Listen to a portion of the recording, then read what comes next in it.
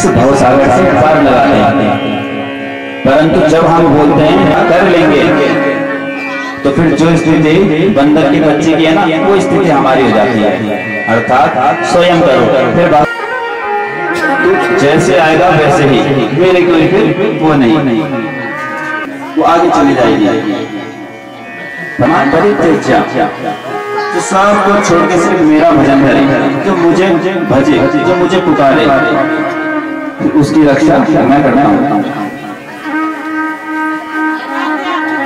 कल हमने राजा पृथ्वी की कथा सुनी कि किस प्रकार से बनाया और उसका दोहन करके समस्त रत्नों को निकाला।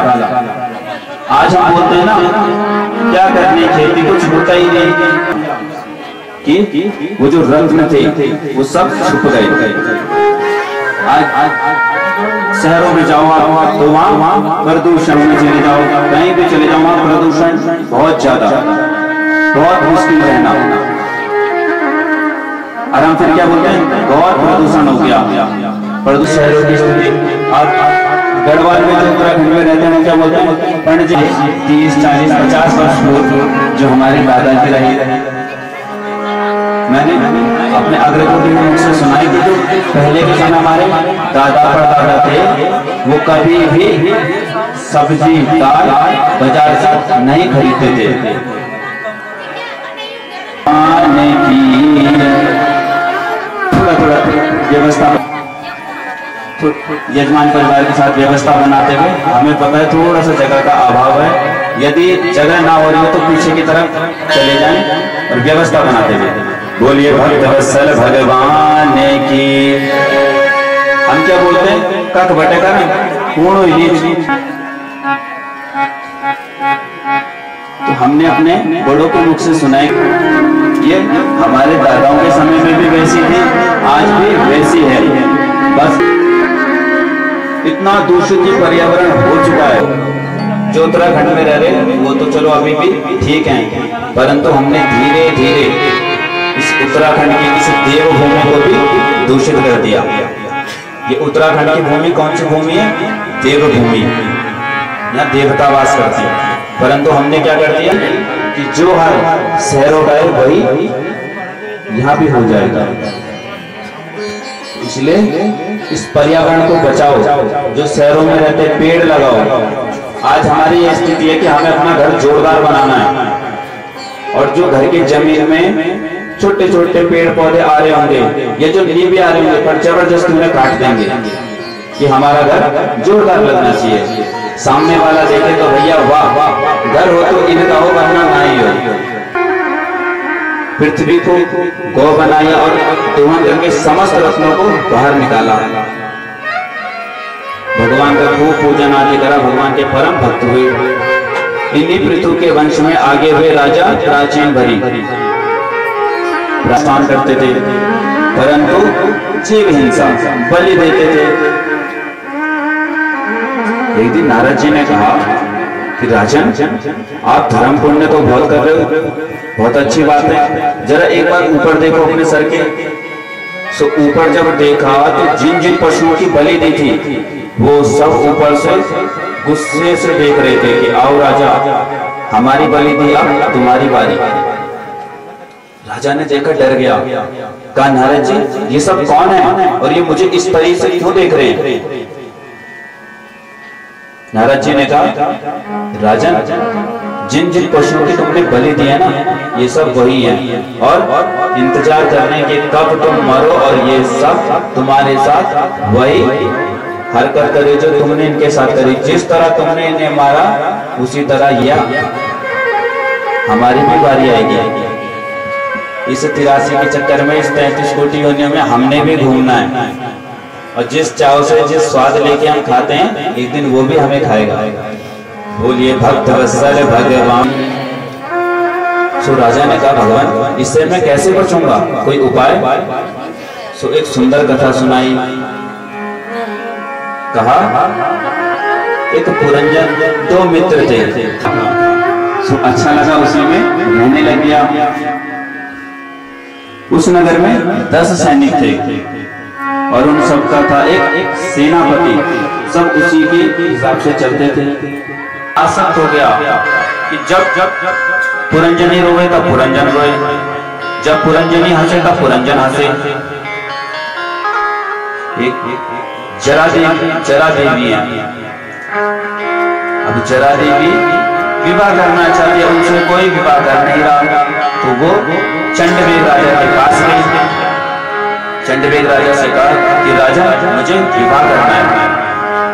राजा ने जब उसकी शकल देखी, कहा देवी आपकी शकल पे तो 12 बजे गए, आपसे तो शायद ही कोई विवाह करे, परंतु आप चिंता मत करो, आप मेरी बहन हो, ये मेरे 365 सिपाही ले जाओ, आधे गोरे आधे काले, जो भी पसंद आए वर उससे विवाह कर लेना। सो चंडवेग की सेना लेके जरा देवी चले गए।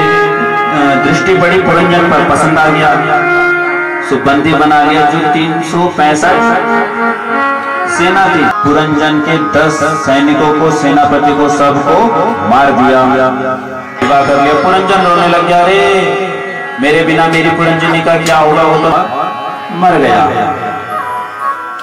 और शास्त्रों में कहते अंते यामति सागति, अंत स्त्री बना सो एक पुरुष के साथ विवाह हुआ, पुरुष मर गया तो पुरुष के साथ सती होने लग गया। अब जो इसका मित्र था अभिज्ञात, उसने कहा भैया बोल के गया था थोड़ा घूम के आ रहा हूँ, तुम्हारे पास आ जाऊंगा, बहुत समय हो गया आया नहीं, चलो ढूंढ के आऊं। सो अभिज्ञात के साथ सती हो रहे हो। सो इस पुरंजन ने जो स्त्री बना था, इसने कहा सुनो मैं पतिव्रता स्त्री हूँ, मैंने अपने पति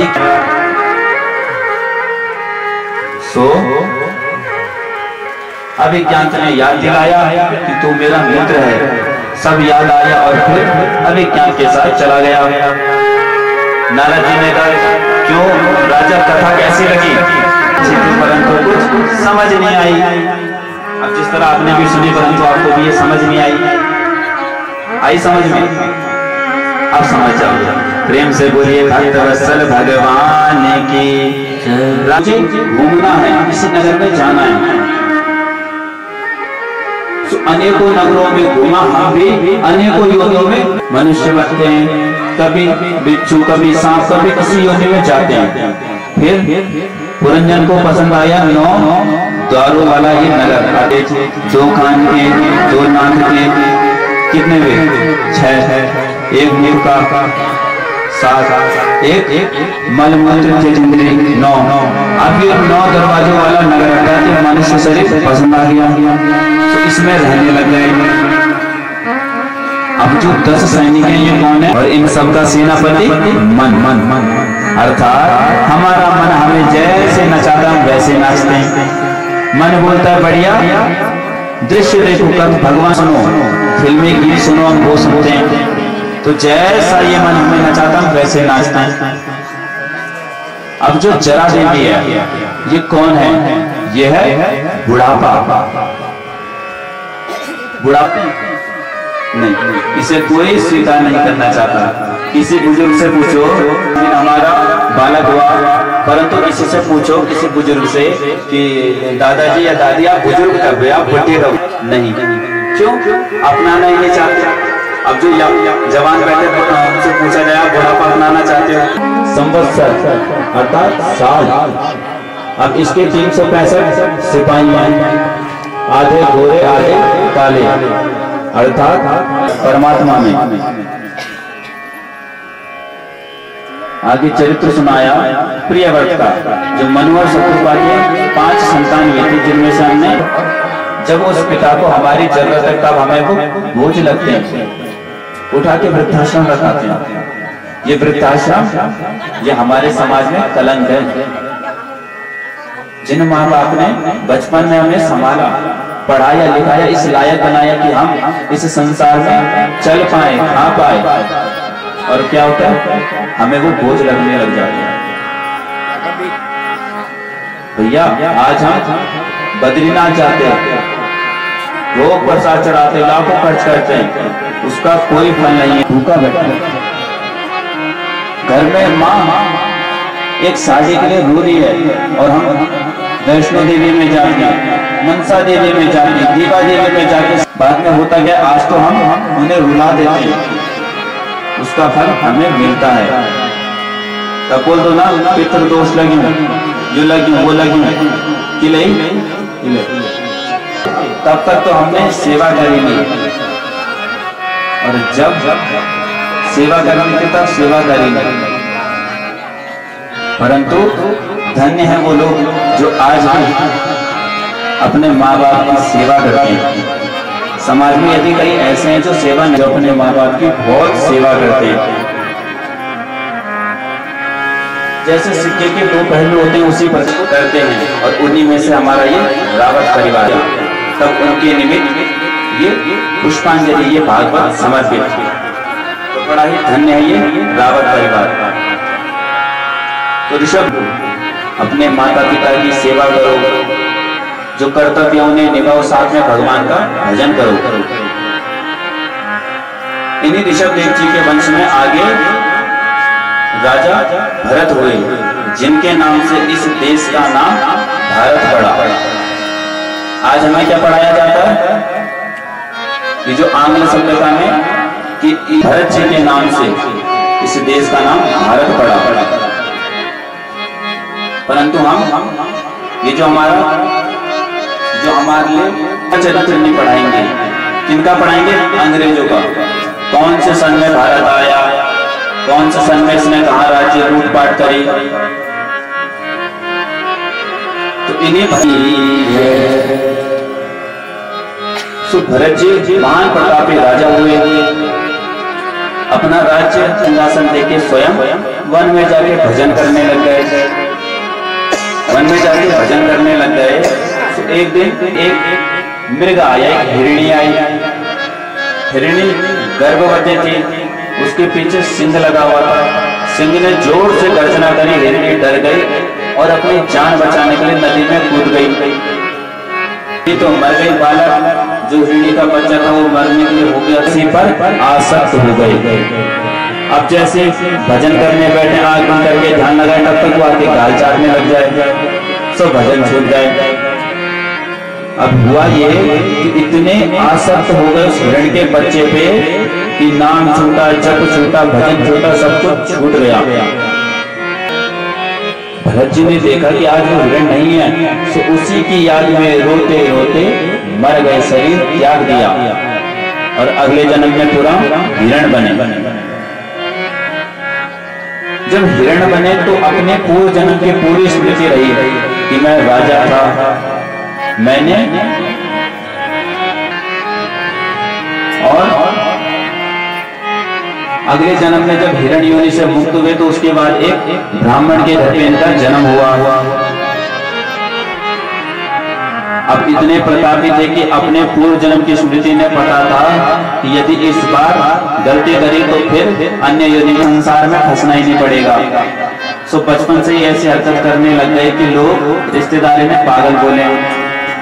अब पिताजी ने पढ़ाए वेद, अब पिताजी एक बार मंत्र का उच्चारण करें, बोले बोल बेटा। अब चिड़िया आई फसल खाने लग गई, आगे किसी को भाग जाए यहाँ से, बैठ के खाता रहता, कुछ काम नहीं रहे। अब खेत में ही कुटिया डाल दी। एक दिन था तो हल लगाने के लिए ये उल्टा हल लगा दे।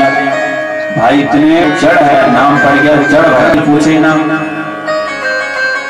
अब महात्मा क्या कुछ चाहिए नहीं। एक दिन अपनी मस्ती में भटक रहे थे कि डाकुओं के सरदार ने मन्नत मांगी थी कि मेरे घर जब मेरी ये मन्नत पूरी हो जाएगी तो मैं नर बलि दूंगा। अब उसकी मन्नत पूरी हो गई थी, नर बलि थे। सामने से भरत जी महाराज जा रहे थे, कहा बढ़िया अट्टा करता है, चलो इसी की बलि देंगे, राजा खुश हो जाएगा हमारा सरदार। सो पकड़ के ले आए, कराया, भोजन दिया, भरत शांत मूर्ति फाड़ के भद्रकाली और सभी डाकुओं को मार दिया। बोले भद्रकाली मैया की, क्योंकि माँ अपने भक्त की बलि स्वीकार नहीं कर सकती। और हमारे उत्तराखंड में तो माँ भगवती की पूजा ज्यादा है। भगवती बड़े ही प्रतापी। एक बार श्री शंकराचार्य जी, आदि गुरु शंकराचार्य जी जो है सत्यम शिवम सुंदरम शिवोहम शिवोहम, एक बार साथ गंगोत्री आए थे। अब गंगा जी के किनारे रात्रि में विश्राम कर रहे थे और शरीर ऐसा जर्जर हो गया, थक गया, जल के लिए तड़पने लग गए।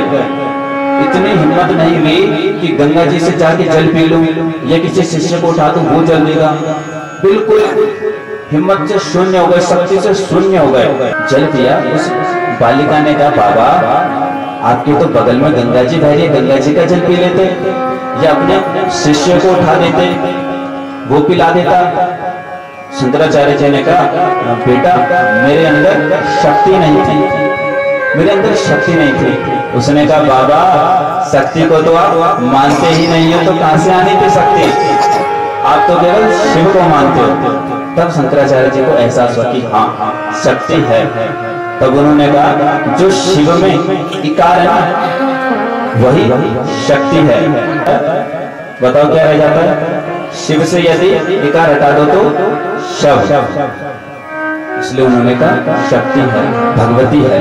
और हम तो यहाँ भगवती की ज्यादा पूजा करते उत्तराखंड में अनेकों नाम से, कहीं पे सुरगंगा, कहीं पे दीवा, कहीं पे जगदम्बा, कहीं पे काली, कहीं पे सुरगंगा, कहीं पे नैना देवी, कहीं पे गिरजा देवी, अनेकों नाम से हम माँ भगवती की पूजा करते हैं। तो आइए एक बार उस माँ भगवती को माता दुर्गा भवानी हाथ जोड़ी पूजा करो, जय हो माता।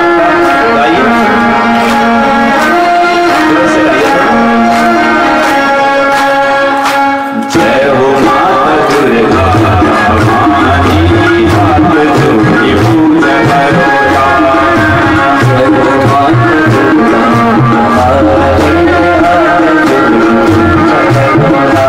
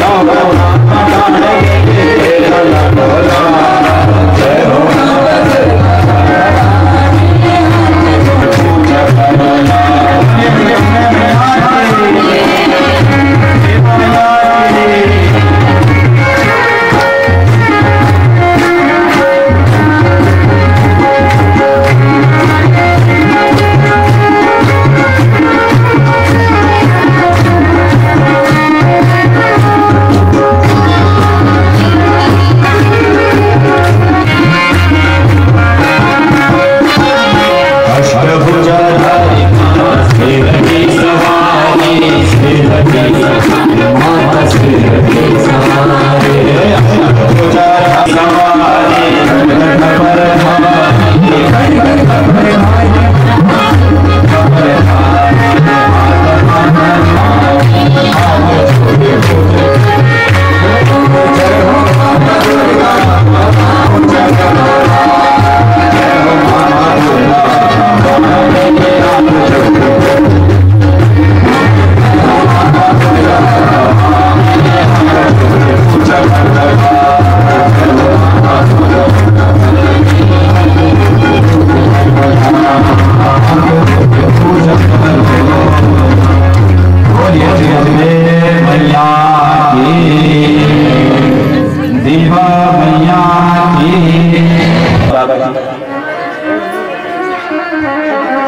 एक दिन राजा रघुगण पालकी पे बैठ के सत्संग सुनने जा रहा था। सो पालकी में जो लगे हुए थे सिपाही, एक बेचारा अस्वस्थ हो गया। सो राजा रघुगण ने कहा, अरे क्या हुआ, पालकी क्यों नहीं ले जा रहे आगे? जो एक था वो आगे वो अस्वस्थ हो गया, बीमार हो गया। तो कहा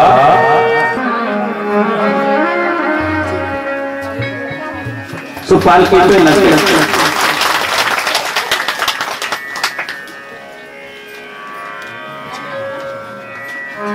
अब पालकी चलाने लग गए। पालकी में बैठा जड़ भरत जी पालकी चला रहे। अब जड़ भरत जी है महात्मा, बड़ी ही चलते हैं रोड पे, तो नीचे जीव जंतुओं से मर ना जाए, सब नीचे देखते चले। अब जैसे कोई कीड़ा आ गया है तो जड़ भरत जी चल जाए। अब लगा लो 4 लोग पालकी चला रहे और एक थोड़ा सा हिले तो जो ऊपर बैठा है धड़ाम से सर लगा, अरे वो अधोगति को जाएगा और दूसरा सत्संग सुनने जा रहा है। यदि ये अधोगति को गया तो सत्संग की महिमा घट जाएगी। लोग बोलेंगे कि भैया सत्संग सुनने जा, उठा लिया, इसका कल्याण करना भी मेरा ही फर्ज है। आज तक जड़ भरत जी कुछ नहीं बोले थे, परंतु आज बोले। क्यों? क्योंकि इसका उद्धार करना था। तयोदितं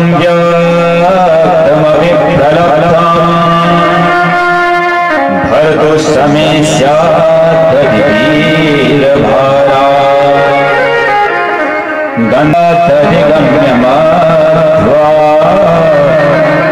विवेकराशौ न विदां प्रभा।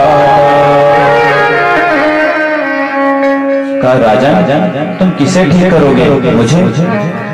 अरे मुझे कैसे ठीक करोगे? मैं तो शुद्ध मुक्त आत्मा हूँ। मेरा क्या इलाज करोगे तुम? मैं तो आत्मा हूँ। अब जैसा ऐसा वेदांत सुना तो घबरा गया। अरे ये कौन है? तो भी नहीं डरता, परंतु मैं एक भक्त से, भक्त के अपमान से डरता हूँ कि मेरे भक्त का किसी भक्त का अपमान ना हो जाए। भक्त का अपमान हो जाएगा तो मुझे शांति नहीं मिलेगी। अस कहीं चला विभीषण जबहि, अस कहीं चला विभीषण जबहि, आयुहीन भय सब तबहि,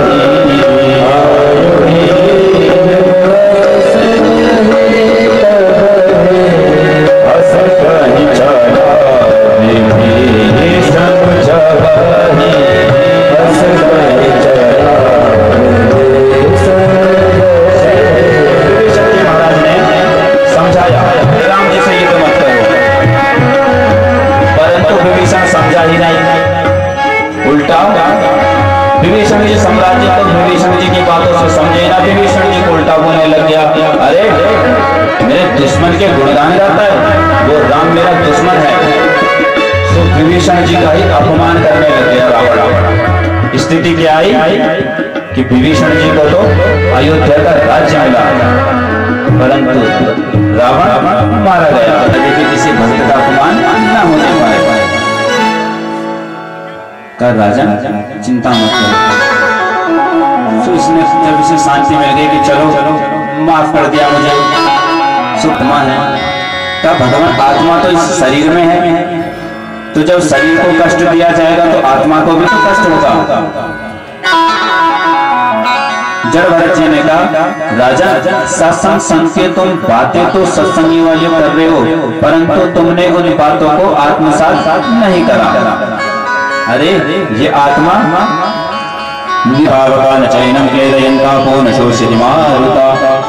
भगवत गीता में कहा है कि आत्मा अमर है, न हवा उसे उड़ा सकती, न अग्नि जला सकती, न जल भिगा सकता। भगवान आप ये इतने वेदांत की बातें कैसे कर पाते हो? हम सत्संग करते, भगवान का भजन करते और इस मन को भगवान में लगाते, संसार में नहीं। आगे परीक्षित जी ने कहा महाराज अब थोड़ा नरकों का वर्णन भी कर दो। सुखदेव जी नरकों का वर्णन करते हैं। कहा परीक्षित 28 प्रकार के नरक हैं, रौरव, महारौरव, ताम्रस, अंत ताम्रीश, कुंभिक जाता है। जो अपनों को छलता है, अपने सगे संबंधियों के साथ छल करता है, उनसे द्रोह करता है, तो कुंभिपाक नरक में जाता है और वहां उसे अनेकों वेदनाएं मिलती हैं।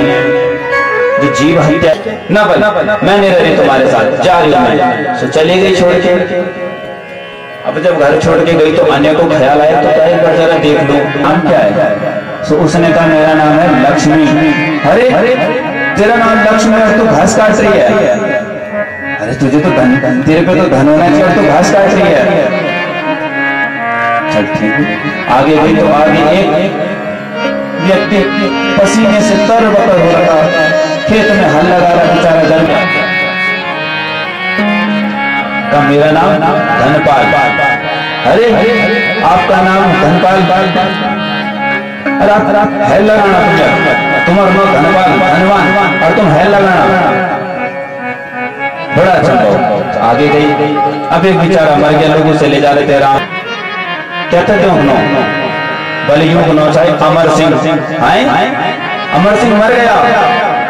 अरे भाई इसका नाम अमर सिंह से तो अमर होना चाहिए, ये कैसे मर गया? तब बोली घास काटे लक्ष्मी, हल जोते धनपाल, मर गया अमर सिंह भले मेरे ठन ठन। अरे छोड़ कर लगी हुई चक्कर में सभी के नाम ठन और सबको छोड़ के वापस घर पे आ गई। बलिए से बढ़िया तुम्हें ठन पाल। बोलिए भक्त वत्सल भगवान की। तो भैया नाम जरा सोच समझ के रखो। लोग ना बिना सोचे नाम रख देते हैं। अब छोटे बच्चे उसका नाम रख देंगे गुड़िया। चलो जब तक वो 5 वर्ष की 10 वर्ष की तब तक तो गुड़िया नाम अच्छा। अब गुड़िया बड़ी हो गई, गुड़िया का हो गया विवाह, चलो तब भी ठीक। अब गुड़िया के बच्चे भी हो गए, अब गुड़िया के बच्चों के भी विवाह हो गए। अब गुड़िया बेचारी हो गई बुढ़ी, आंखों में चश्मा, हाथ में डंडा, कमर झुकी।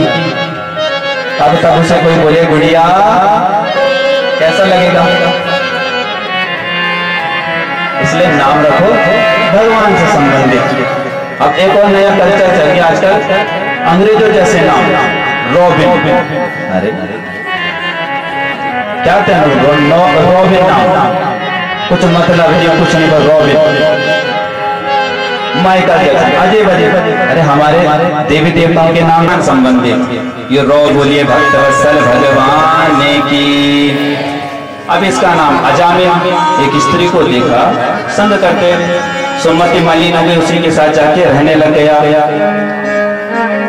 अब उसके साथ रहने लग गया, घर परिवार सब, घर में पत्नी थी, माँ बाप थे, सबको छोड़ दिया और उसके साथ रह के हिंसा करने लग गया। अब एक दिन भगवान की इस पे कृपा हुई, महात्मा लोग इसके घर पे आए। अब इसके घर पे आए तो इसकी पत्नी ने कहा, जो वैश्य थे, उसने कहा देखो मैं तो अच्छी स्त्री नहीं हूँ, तो आप ये सूखा अन्न ले लो और घर बना लो। सो सूखा अन्न लेके संतों ने कहा कि देखो हमने तुम्हारा अन्न खाया है, तो हमारी बात मान लेना। कहा भगवान क्या? कहा जो तुम्हारे संतान होगी ना उसका नाम तुम नारायण रख देना। ठीक है महाराज, रख देंगे, क्या दिक्कत है। सो इसकी संतान हुई, इसने नाम रख दिया नारायण। अब सबसे छोटे बेटे का नाम था नारायण। नारायण से इतना प्रेम कि हर वक्त उसे बुलाए, नारायण आओ बेटा खाना खा लो, नारायण आओ स्नान कर लो, हर समय उसे को बुलाए। नारायण बचाओ, नारायण बचाओ। अब दूर इसका बेटा खेल रहा था, तो उसने तो सुना नहीं, परंतु जगत पिता ने सुन लिया, जिसका नाम नारायण भगवान ने सुन लिया। तो तुरंत अपने दूतों को भेजा, कहा जाओ इसकी रक्षा करो। अब भगवान के विष्णु दूत आए, अरे यमदूतों को मार के भगा दिया, कहा भाग जाओ यहाँ से। अरे कहा ये बहुत बड़ा पापी है, ये यमलोक। यमदूतों ने कहा सुनो, इसने तुम्हारे भगवान को नहीं, इसने अपने बेटे नारायण को बुलाया है, हमें मत बनाओ तुम यहाँ पे बेवकूफ। विष्णु दूतों ने कहा अरे सुनो, इसके बेटे का नाम नारायण अभी तो पड़ा होगा, कुछ वर्षों पहले जब उसका जन्म हुआ, परंतु हमारे भगवान का नाम नारायण तो सदियों से है। सो मार के भगा दिया यमदूतों को। अब इस अजामिल ने सारा संवाद सुन लिया, समझ गया मैंने बहुत पाप करा। तब उस वैश्या को छोड़ वापस अपने घर आया, अपने माता पिता की सेवा करी और भगवान के परम धाम को प्राप्त हुआ। बोलिए भक्त वत्सल भगवान की। तो ये महिमा है नाम की, राम नाम की बड़ी महिमा, इसलिए हमें भी खूब नाम जप करना चाहिए। तो बृहस्पति जी हैं, सो भलाई देवताओं ने बृहस्पति जी को क्यों त्याग दिया? जरा विश्वरूप जी की कथा सुनाई। इंद्रस्त भुवनेश्वर्य मदोलंकित सर्पथा मरुभिर् वशुभिर्भूनृपा।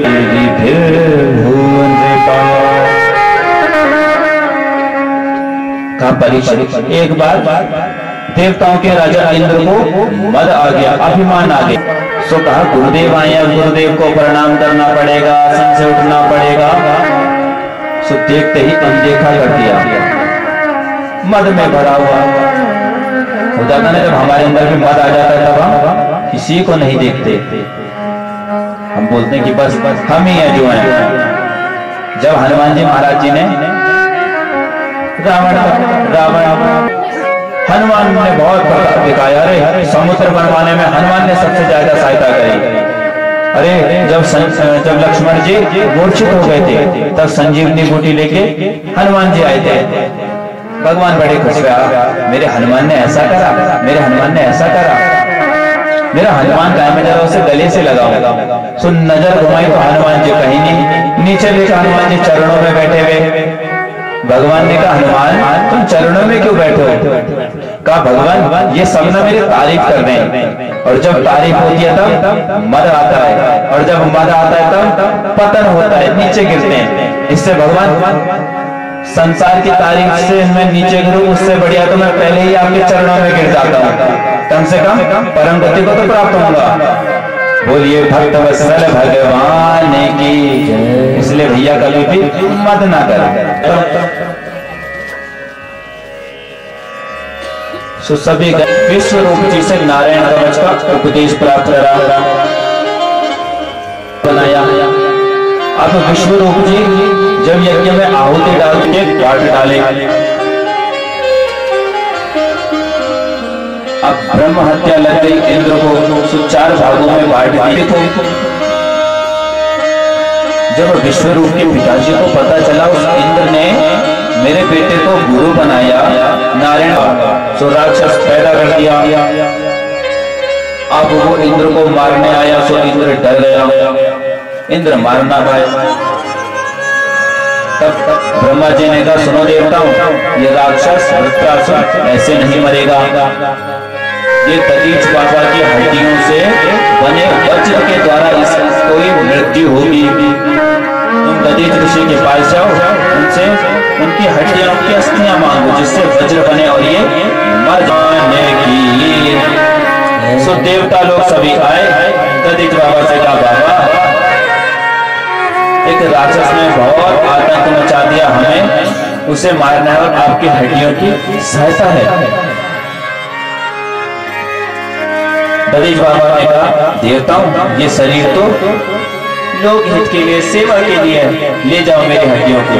यदि मेरे इस शरीर से किसी का कल्याण हो तो मैं अपने शरीर को अभी कुर्बान कर देता हूँ। सो अपना शरीर भगवान में समर्पित करा, उस हड्डियों से वज्र बनाया, उस वज्र को लेके ये इंद्र, अब वज्र लेके जब इंद्र युद्ध करने के लिए आया, उस वृत्रासुर ने उस वज्र को देखा इंद्र के हाथ में, सो उस वज्र में उसे भगवान तब पादई कमोला दासान दासो भविकास्मि भूया मनस्मरेता सुपते गुणाते गृणीत वा कर्म करोतु काया। इंद्र के हाथ में वज्र को देख के कह रहा, भगवान आपको प्रणाम है, मुझे अपना दास बना लो, अपना सेवक बना लो। स्तुति करी इसने और इंद्र ने एक प्रहार करा और फिर इसे अंत समय में भगवान का स्मरण कैसे हुआ? सुखदेव जी ने कहा, परीक्षित ये जो वृत्रासुर था ना, ये पूर्व जन्म में चित्रकेतु नाम का राजा था। अब इस चित्रकेतु के घर में कोई संतान नहीं थी, अनेकों रानियां थी इसकी, परंतु कोई संतान नहीं। सो बेचारा बड़ा परेशान, मेरे संतान नहीं।